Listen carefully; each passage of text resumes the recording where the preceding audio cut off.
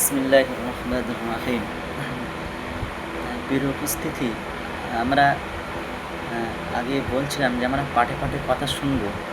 এখন আমরা সেই রসুলুল্লাহর বিজ্ঞানময় কথা জাওয়ামিউল কালিমের দুটো পাঠ শুরু করছি। নবী সাল্লাল্লাহু আলাইহি সাল্লামের বাণী, ওয়া আওসাকাল ওয়ারা কালিমাতুত তাকওয়া।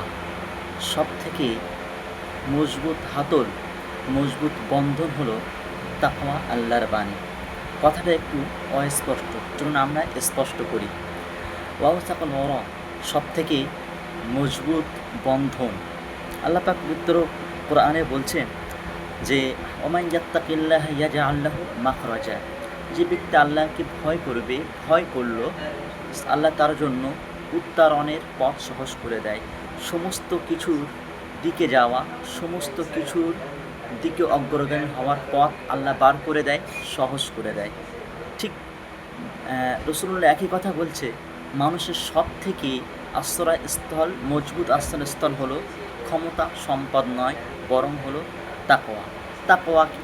তাকওয়াটি হলো আল্লাহ ভীতি, জ্ঞান অর্জন করা, অর্থাৎ আদেশ এবং নিষেধকে মেনে চলা। চলুন সায়েন্স ভিত্তিক কী বলছে, মনোবিজ্ঞান সায়েন্স ভিত্তিক বলছে যে কোনো একটি কিছুর জন্য মানুষের মধ্যে সবথেকে স্থির হওয়ার জন্য মানুষের কিছু একটা দরকার পড়ে, যে তার উপরে সে ভীতি রাখবে, ভিত্তি করবে। সেটা যদি আমরা তাকওয়াকে আমাদের ভিত্তি হিসাবে বেছে নেই, তাহলে আমরা কিন্তু অগ্রগামী। তারপরে চলুন জাওসাকাল ওয়ারা কালিমাতুত তাকওয়া, তাকওয়ার বাণী। এই ব্যাপারে কোরআন শরীফ নিজেই বলছে যে ফাকাদ ইসতামসাকা বিল উরওয়াতিল উসকা, তোমরা মজবুত রশিকে আঁকড়ে ধরো, তোমরা আল্লাহর মজবুত রজ্জুকে তোমরা আঁকড়ে ধরো। এই আল উরওয়া উসকা মুফাসসিরগণ এখানে ব্যাখ্যা করেছে ঈমান, ইসলাম এবং কালিমা লা ইলাহা ইল্লাল্লাহ। এগুলোকে আমাদের, এর উপরে আমাদের ডিফেন্ড করতে হবে, এগুলোকে আমাদের শক্তভাবে আঁকড়ে ধরতে হবে।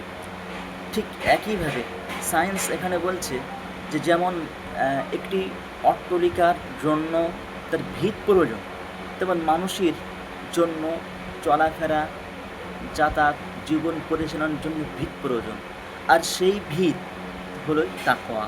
সুতরাং আমাদের ভিত যদি আমরা তাকওয়াকে শক্তভাবে আঁকড়ে ধরে রাখতে পারি, আল্লাহ পাক আমাদের প্রতিটা ক্ষেত্রে সহজ করে দেবে। আমরা পেজটি ফলো রাখি, এখানেই শেষ করছি।